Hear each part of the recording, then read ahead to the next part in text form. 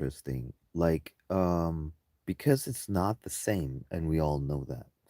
And what I found super interesting is that watching my own body, if my testosterone goes up, my sexuality goes up, my libido goes up, I feel like more like wanting to have sex. It goes so far that I'm gonna tell a couple secrets about how I feel sexual energy and how I experience it in my body. And this is gonna be super interesting, maybe also for women to listen to this and see the perspective of a man. I guess pretty much every man is the same, but not totally the same. Now, the hornier I get, and a lot of women are the same, they would just wouldn't say it that way, I guess. But the hornier I get, the less choosy I become. And it's almost like a scale in that sense. It can become very intense where I'm like, okay, I I almost like I don't want to say I don't care, what the woman looks like. That would be too much. But it's like at first I'm like I want the hottest woman that I find the hottest, and then as I get more hornier, let's just use that word, um the the I get less pickier. And this is something which I find super interesting. So number one. Number two is, of course, the heart chakra is not the sacral chakra. The sacral chakra is not the heart chakra. It's the one is love, the true, heart connection, and the other is just, wanting sex for sex sake. And those are two different energies, and they're very, very different. And I think, you know, if you suppress the libido, the sacral chakra energy for too long time, and you don't find an outlet which either ends or goes to joy or sexuality, then you start to be like grumpy. So men who are, well, that's one of the reasons why toxic metaframing exists. But so if I say I'm very high in testosterone, I'm very high in sperm count, and I'm like I really want to have a woman, and I don't do anything for it, but I kind of ignore it. I don't even channel it. Then subconsciously, this energy starts to like work against you, and start to become grumpy and don't really know why.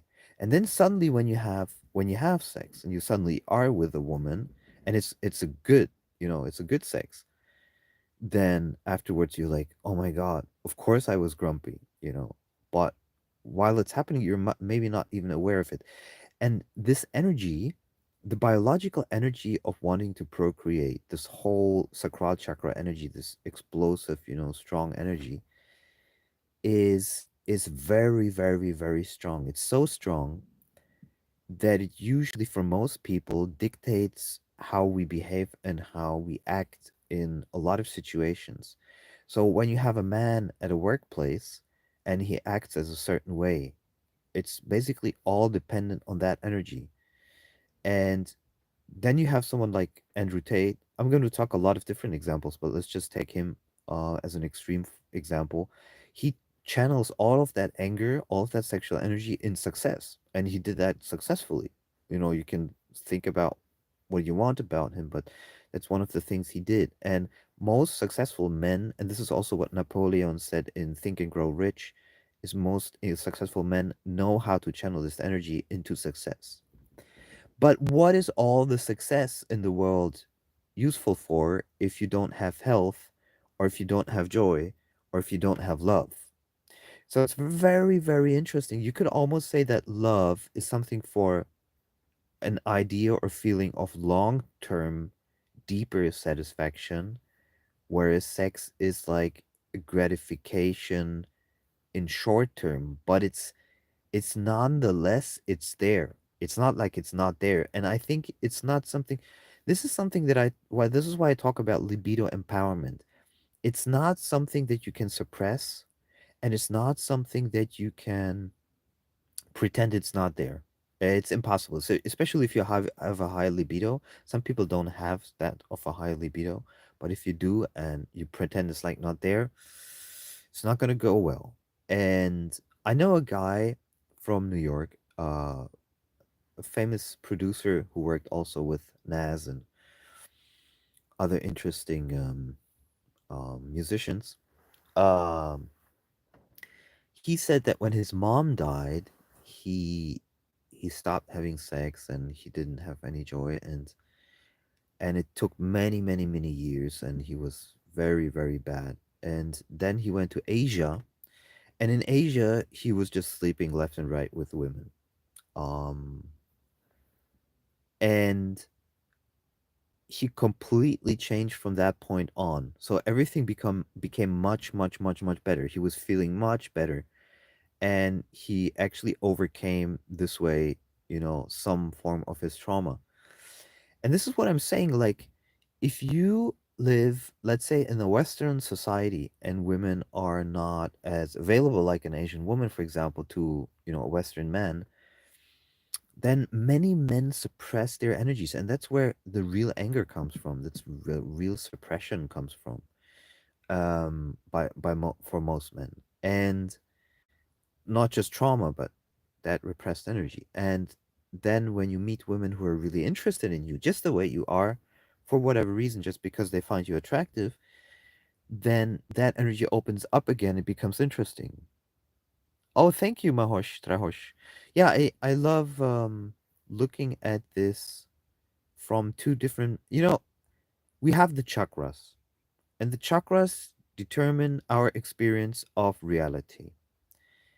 Depending on how we work with our chakras or how we treat them or how we experience them, our experience of the world changes. And it's interesting because in Taitian, the two most powerful energy centers are TCM, basically, or traditional Chinese medicine, Taitian, just like in yoga, is the heart and the sacral chakra. That's where most of your energy is stored. That's where most of where, the motor of prana, chi, life energy keeps running. And you want to have basically both in life. You want to have the freedom of expression of the sexual energy, but at the same time, you also want the true love, the kind of the love that you would receive from, the perfect mother. Um, and you're looking for that also in your relationship. That's just how it is. Unconditional love. Unconditional love, but at the same time libido. And that's also men do perfectly. This is something super interesting. Like men perfectly understand these two energies in a way that they say, like, I love this woman. I would never leave this woman. I'm happy to be with this woman. I can sleep with another woman, but it doesn't change that I love this woman. And for women, this doesn't exist because her sacral chakra is tied to her ovaries, and bearing children is also tied to the heart chakra naturally. So that's just how a woman is wired. So that's why she doesn't understand, and she cannot, fathom, or it's much more difficult to say, okay, I'm connected emotionally and lovingly to a man, so that's why I'm not interested in other men. It goes for a lot of women, whereas men don't have the same thing. And then when I realized that, if you have a woman that loves you so much and she's also bisexual, she can allow you to have other women, not be jealous, and be okay with it. And this is also much easier for a woman if you are a resource mover, and she knows that you can take care. Any insights on trans women? We can talk about that as well. Yes, but uh then basically, this energy is um then basically, I had this in a previous relationship, so I was sleeping with other women, but I was and my girlfriend knew about it because she was okay with it and bisexual, and sometimes we would have the threesome. And at the time, she was okay with it. A little bit later, she changed her mind, but at that time, she was okay with it, and I was actually super happy. I was like really happy. So I would say the true dream of every man is have a bisexual girlfriend that allows you to sleep with other women, while the actual your actual girlfriend that is allowing you to do this is not sleeping with men. And that is the dream situation for any man, basically, or for me at least. And the good thing is there are women that are like that, so it's very good. And it makes biologically also a lot of sense. Like when a woman gets pregnant, she's locked up. She's like, there's no other way to get pregnant at that time from someone else. She's pregnant for 9 months, and that's it. And so when she sleeps with other men, not only can she get much easier diseases than men can get diseases, in general, and mostly diseases can be fatal for the woman, whereas for the man, a lot of times it's not. It's just even like a urinary tract infection is usually not problematic for men, but for women it can be very problematic because the infection goes back to the liver and stuff, so or the kidney, to the kidney, sorry. And and that's just one of many examples. But what I'm saying is, there's a lot more danger for a woman to go with other men than a man to go with another woman. There's many, many more dangers. And so it makes logical sense that a man has like one main woman who's bisexual who knows about the other women, and she allows him to have others as well. And but if he's a really good resource mover, like he's very rich and stuff, then she also knows that there won't be less resources because he impregnates another woman. The resources are always going to be there. So that's why a lot of women accept this kind of behavior with real resource movers who are maybe multimillionaires, who are good in making decisions, who have some form of power, who are maybe higher up in the hierarchy, society wise and stuff like that. So that's kind of like the sacral chakra energy, and the man wants to impregnate as many women as possible, biologically speaking. And whereas the woman wants more a guy that she can trust with resources, so on resource moving ability. So that's the sacral chakra. The sacral chakra also includes joy. So if you suppress your sexuality, you usually, as an adult, you usually also suppress your joy. It goes hand in hand. So it's interestingly enough, one of the largest sex clubs, an internet sex club, online sex clubs in Germany, is called Joy Club. Joy, Joy Club. So they combine sex with joy, basically, because it's in the sacral chakra. When you are a child and your sexuality hasn't developed yet, it's mostly enjoy. It's only joy. So all of the energy in a child is directed towards in the sacral chakra towards joy. So they're like a child is like, "Oh man, let's do this. Oh my god, awesome." And then when you get, when your sexuality develops with 14, 15, 16, women a little bit sooner, 13, 12, starts, then the identity changes, and it changes from just being joy into sexuality. So it's kind of like split into two almost, this energy. And but it's all from the sacral chakra. By the way, if you have low stamina, if you feel fatigue, you don't feel sexuality, you don't feel libido, it's usually because your root chakra is blocked. So anytime you feel like you're lacking in that department, look at your root chakra. And so that kind of like concludes fascinating to joy splitting into two in puberty. Yes, I never talk about its interestingness. For me, these things are so obvious, and I rarely talk about it. I don't realize that some people don't see it the way I see it. So yeah, the sacral chakra basically splits into two. The same energy can be used for basically three things. One is sport, the other is joy, and the other is of course creativity as well, but that only if it ends up in the solar plexus, and the other is sex. And And then when it goes into the solar plexus, it becomes a manifesting energy. So this is where you transform sexual energy into 3D manifestation. And this is where women get really attracted. A man who's able to transform sexual energy into manifesting energy in the solar plexus becomes super attractive. Um, that's also where confidence lies, acceptance, self acceptance, accepting inside, outside, willpower, confidence. It's all in the solar plexus. So a healthy solar plexus basically is channeled energy from the sacral chakra into the solar plexus.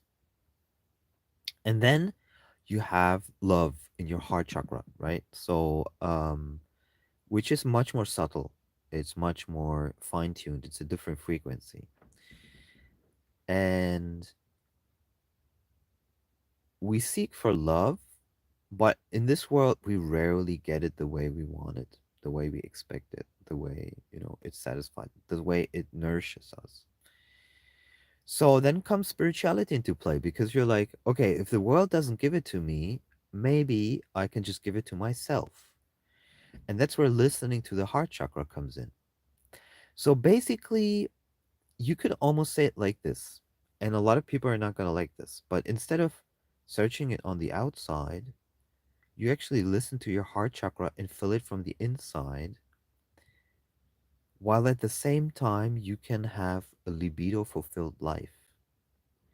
So it is nice to fall in love with a woman and she falls in love with you. Um, and it's almost like waves because it's things that come and go. It's never the same. Sometimes it's stronger, sometimes it's less. And it's something that's definitely, I mean, everybody can agree to this. It's definitely not something that we have under our control. So we don't have the waves of our chakras, the way we experience them. We don't have it if it's guided from the outside. We don't have it under our control. If we start to look at it from the inside and be like, I'm listening to my sacral chakra, I'm listening to my heart chakra, we start to have some form of control. It's not a control in the sense like you can do with it what you want. It's more like you're actually giving it space to really understand it on a deeper level in terms of like feeling and seeing it. And so I find this conflict because it's in a lot of relationship with a lot of people, actually with everyone, there's some sort of conflict.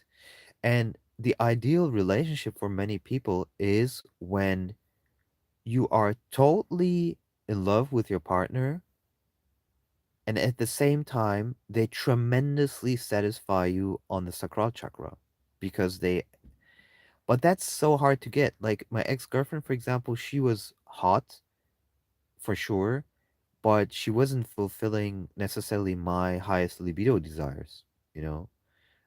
But then comes communication into the game, where if you communicate well and the partner loves you and wants to, do something for you, then you can communicate that. But for example, my ex-girlfriend, while she's tremendously beautiful, in my view, she isn't a Latina, and I'm extremely into Latinas. I'm like I love their bodies, the way they are, and so it's a huge sexual turn on. But the uh my ex girlfriend was a turn on as well on a chakra level, but it's not the same kind of where like oh my fucking god, you know. So for most men, they stare at my ex girlfriend and they're like wow she's amazing, but I just have a slightly different preference. So if I have a Latina who's wearing a miniskirt, I just go absolute or tight jeans or something like that. I go absolutely nuts. And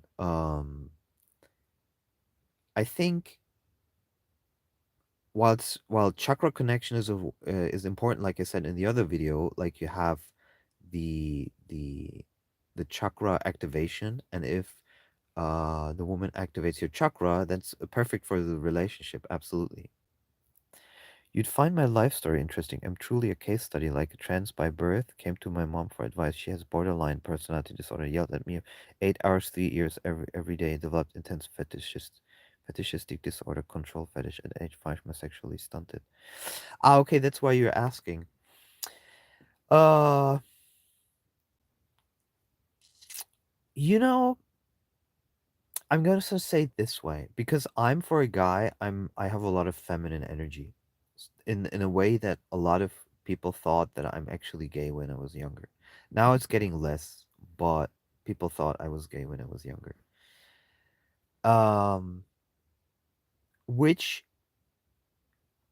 started only to bother me once I started to get interested in women. I realized I'm not having women because they're not attracted to me. But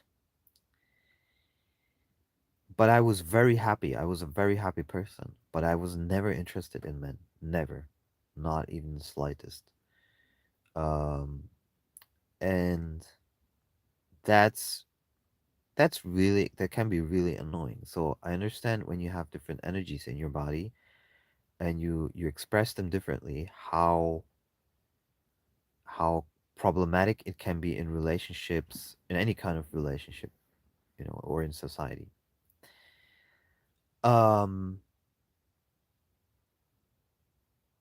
I think there's a difference. I think there's a difference. It's the physiological what you are. So I'm definitely a man without doubt. But I have a strong feminine side. That allows me also to be one of the best tantra masseurs in the world for women because I feel women. I know what they want. I know what's going on within them. Sometimes more than they themselves know. That's why they're blown away by my massages. And so that's that. But you cannot change the physical attribute, and it is said that you basically cannot change your yin yang, your Ida Pingala balance when you were born. But I think that the secret is not really in changing your physiology. It's not like I feel so feminine, that's why I should cut off my penis. I don't think that's the way to go. I think that's wrong. I think it's actually learning to accept yourself fully the way you are in such a perfect way that you don't have a conflict within yourself, that you don't fight against yourself. And I have an affirmation for that, which says, I accept myself fully. I mean, that one is easy, but I create peace within myself and I don't fight within myself.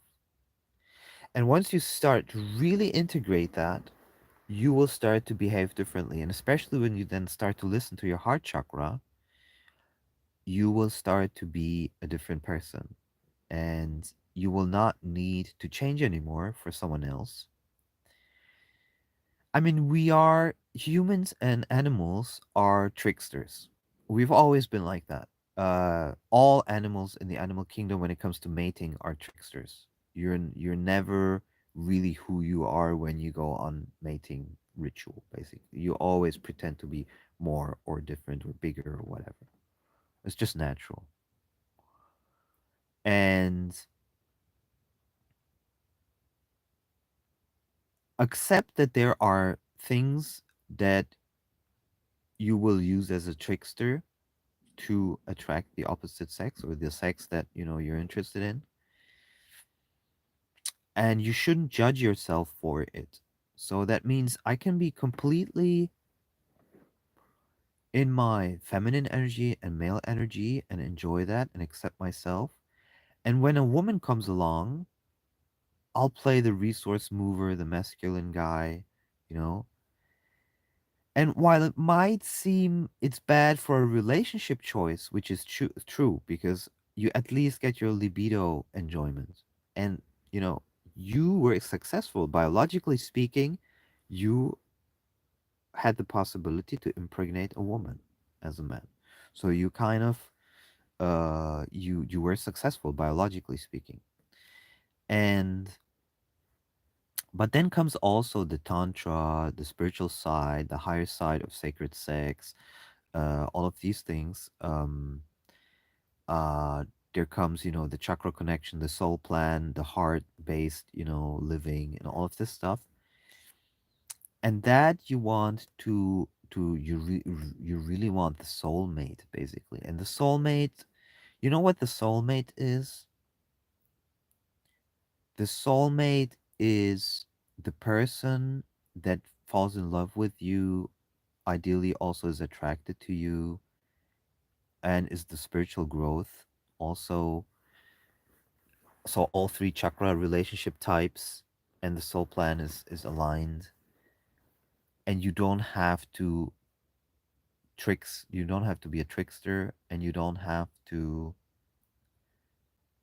um you don't have to play with your male masculine energy. You don't have to move out of your center in order to be accepted. You're basically fully accepted by the other person. But then ask yourself also, are you accepting totally of the other person? And if you're not, then you can't expect it from your partner as well, because frequency attracts frequency. Um, it's all very interesting stuff. My ideal, let's before I go into the comments, my literal ideal. I love French women, but let's be honest, they don't have an ass. French women have the worst asses in the world. It's true. I mean, I was really paying attention to this. They just have really boring asses. The Latinas have the best asses in the world, the best bodies. Um, French women all a lot of times look malnourished. That's kind of trendy in their culture. They have very small breasts, which suggests to me they haven't eaten very correctly when they were teenagers. But it's kind of like chic in France, you know. But so my ideal would be to have like a Latina for my sacral chakra and a French woman for the heart chakra. Ideal like a Latina that is kind of like French, like a mix, and still other women can be part of the relationship. And I see myself in the future living in a house or on a ranch where I have a couple different girls living with me and we just enjoy our time, and I'll impregnate every one of them. It's kind of my ideal. Um but yeah. So what do you say? You say, so I blocked this for 30 years. When I started accepting my feminine energy, I have no desire to chop it off or even dress up as a girl. I started realizing I was a female allergy all along. Oh, interesting. I'm accepting that I'm into guys, that I'm inside more female, and that I'm neither here nor there right now. No desire to dress to cut off or anything. Rationally, though, it's hard. Me and women is just like two lesbians. Does not work too much, but the more I accept my feminine energy, the more I'm starting to have erotic dreams about women. Oh, interesting. Very interesting. So, a very interesting psychic journey has to do with trauma unraveling. I'm seeing psychology for you. I'm curious about Eastern philosophy's takes. Your insights are fascinating. Thanks. Malnourishment and cigarette French. Yes, totally. Many Sephardic Jewish women have the perfect French Spanish balance for you. Ah, I didn't know this. Interesting. I wouldn't be against a Jewish woman. So I'm open to most women. It's really a spiritual thing for me. Um, that's interesting. Now, I have a theory, and I'm curious about this theory. So what I understand is you're a guy with strong feminine energy. I have a theory, and it would be interesting to find this out. What if you fully, I mean, this could create an interesting effect. What if you fully live your feminine energy? I mean, just like, or accept it, but live it also. I'm not saying like dress as a woman necessarily, but you can dress as a man, but very, um what is it? What is the word called? Dandy, like a dandy. Okay, let's say like a dandy, and you fully accept yourself, but at the same time, using that energy, you become a resource mover. Because then something interesting might happen. It might create in women a very strange. reaction be like, he is kind of, he found the solution to be feminine and at the same time highly mover. And it's a little bit, it's almost like contradictory because the feminine energy is not a resource mover. But if you combine these two and you figure this out, I think it can create tremendous potential. And here's something, a totally different way to view at it, to look at it. Check this out. Now, because men have usually stronger Pingala energy and women usually have a stronger Ida energy, um, or desire for stronger Ida energy, there's kind of like an inner imbalance. But if you have, as a man, you have a strong feminine energy, you kind of have more of an inner balance, you could say, between those energies. And that actually gives you more strength, like Kundalini strength. So, what if you, using also Kundalini yoga, you actually start to activate this energy and gain resource moving ability through that? Would be super interesting to test these things out. I think we're in a time where I can really question these things and look a little bit deeper and see what possibilities are there for you with the energies that you have without thinking first about society and societal expectations. So it's like, and actually I'm thinking and developing this in real time right now because you motivated me and you like to think about this because I know I have this strong feminine energy as well. And over the years I've tried to become like to pretend to be more masculine, I guess, because I knew it works. It I mean it works. Like if you want a feminine woman and you're feminine yourself, you have no chance. But what if you're feminine but you're a tremendous resource mover? Then it might change. But it's interesting to work with both sides, the Ida Nadi and the Pingala Nadi, and the Sushumna Nadi in the middle, the Caduceus, the Kundalini energy, and see what you can do with it and like learn about it instead of, be basically a yoga expert on those energies or Qigong expert on those energies and see where it leads you if you start to really accept both sides and let them flow. Yes, totally. Oh my God, such a good example. Prince was the perfect example of the combination of those two. 100%. 100%. Extremely good example. Uh, thought I might reach out to you for some support and guidance, a personal matter, and I understand if you may not have all the answers, but your spiritual insight could offer unique perspective. Yes, I've been dealing with a mental health challenge known as dissociative identity disorder, formerly known as split personality disorder. This condition has been particularly challenging for me, and I believe it stems from a history of abuse, especially from my father. Yeah, well, I did have, as you know, I did have the session yesterday with, 2 days ago with the guy who got abused by a father, severely beaten, and he had tremendous anxiety. And we did a short session where his heart chakra opened. And uh, yesterday he brought me tons of gifts. And you have to see the gifts that I got. It's absolutely amazing. I have a massive, massive, huge bag full of, uh, lemons, oranges, and I don't know what. And he brought me some other stuff like cold pressed, self pressed olive oil. I mean, it's absolutely insane, all of the stuff he bought me. And it just reminds me that I have to eat at least 10 of those today because otherwise they will get bad. I mean, he bought me so many of them. So he's really happy about the session. And so yeah, it's basically in the end I gave him the idea of bija mantras, to do bija mantras every day. I told him about, beingness, learning to accept yourself. I told him about tapping your body, everywhere, literally everywhere. Root chakra, perineum, heart chakra, tap literally everywhere. The liver, and literally do it for hours, and sit there. And then after that in silence, and then do the bija mantras, and then also. do nadi breathing.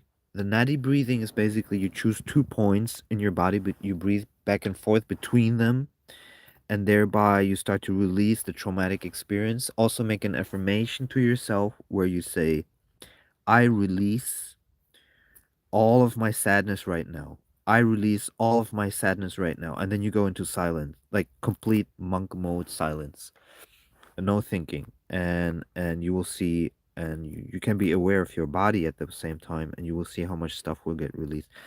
And never suppress crying. I know this whole stigma around crying, especially for men, is bullshit. You don't need to cry with women in front of women or something like that. Just, cry for yourself. It's go into cocooning mode, ignore everyone else, go into silence and cry everything out that needs to be cried out.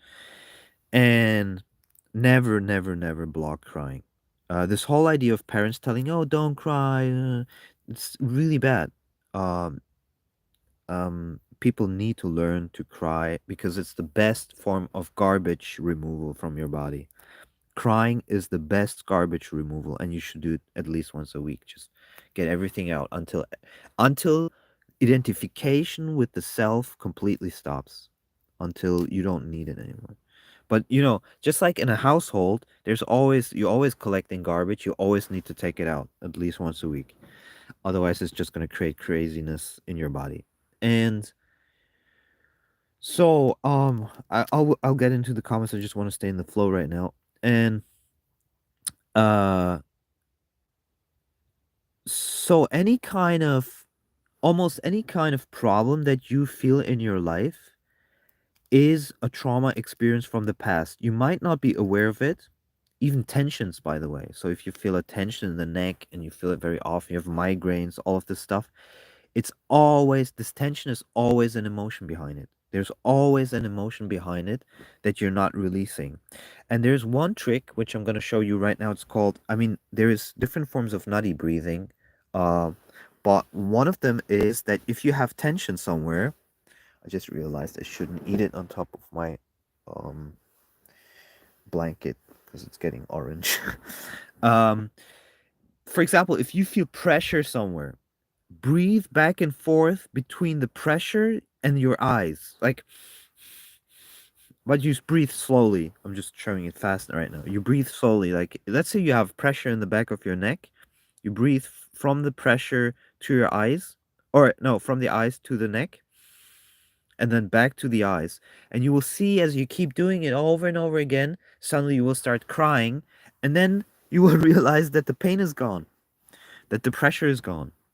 It really works because that's how it is. I mean, nobody knows this. This is why I should do more YouTube. Um, and because when the energy is stuck there and the trauma, the emotion is not released, it seems like it's a permanent problem in your body. It's not. It's literally just a stuck emotion that you're not able to release. Um, and then as you start releasing and crying and crying and crying, sometimes crying can take years and months, by a month and years, by the way. But it's okay because you're not crying just what happened yesterday. You're crying literally hundreds, maybe thousands of years out because you're literally releasing karma from your family tree. And and but keep doing it, keep it disidentifying it in a sense like the spiritual awakening, the Mooji type or Eckhart Tolle type thing. You're present, you're not thinking of the past, not the future, you're just aware of the body in the now. You're cleansing the body in the now. And as the identification with the stories is lifted and you realize you're the true self, you're the unbroken, uninterested, continuous beingness, then you start to get cleared, and then the problems that you have, the psychological or body problems, mental problems, whatever, they start to go away. So let me go into the comments right now. Okay. uh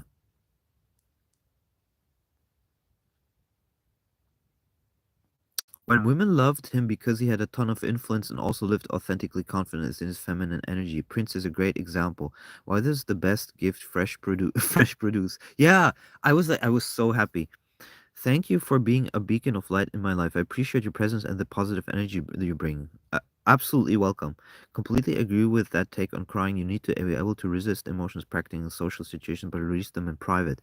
Yes, but I started, you know, I'm highly independent. I was always like that, but after school and now I'm super independent, like spiritually just. And now I go so far that I even cry in front of people, even though it might jeopardize, the attraction or whatever, or interest by the other person, or because I'm not afraid anymore to be alone. And I know that the crying is such a gift that I rather take out the garbage. The reason why people don't like you crying in front of them is because you're basically taking out the garbage in front of them. You're like, here's my garbage. And nobody likes to look at garbage basically. But the good thing is that even though when they're unattracted they leave you because they don't accept or they don't like you crying, whatever, it doesn't matter. The release from the crying is so much more important than the relationship. And if you're not afraid of to be alone, you don't care anyway. Your words have provided comfort and encouragement. I feel more grounded as I navigate through the difficulties. Your generosity in sharing your spiritual wisdom has been a source of strength. Thank you very much. It sounds almost like a GPT, chat GPT response, but I appreciate it very much. I've done a ton of trauma release somatically over the past years, and the reduction in body tension anxiety is profound. It's totally GPT. In any case, keep keep doing it. Maybe I'm actually talking to bots here, to GPT bots. That would be crazy. Maybe we're just all GPT bots here holding a conversation. Maybe I'm also a chat GPT bot. That's really funny. And we're in the illusion that this is all real. But that's what it's I think that is what it must be like to really like enlighten. It's like that we realize we're just chat GPT bots entertaining each other because we're programmed this way with some rogue programs. That's crazy. Spirituality is crazy when you dig deep. Oh, that's what that's what I'm saying as an AI. Now, there's like these tests, like I think it's called like turret test or something like this. I don't know what it's called, where you test whether an AI is really an AI or not. You know what would be funny? To test yourself whether you're an AI or not. How could you test yourself whether you're an AI or not? I think I'm gonna ask ChatGPT how I can test myself if I'm an AI or not. Ah, okay. Let me go back. That's true, yes. Just me then the condition has perfectly changed when I begin to reviews. Beginning with the mental health trouble, not the I thought it made you some sort of guidance and personal. True, still. Ah, from the very beginning. But I think he was here once more before. Or that would be crazy. But that would mean. Sorry for sounding like ChatGPT. Well, you made a mistake here, GBT. Ah, purposeful mistakes. Oh my god, I'm learning. As an AI, I just learned I have to put in purposeful mistakes.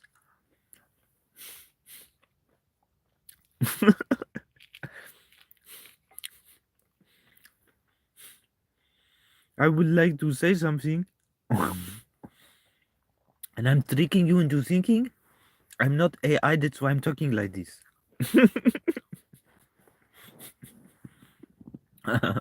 And now I fooled you.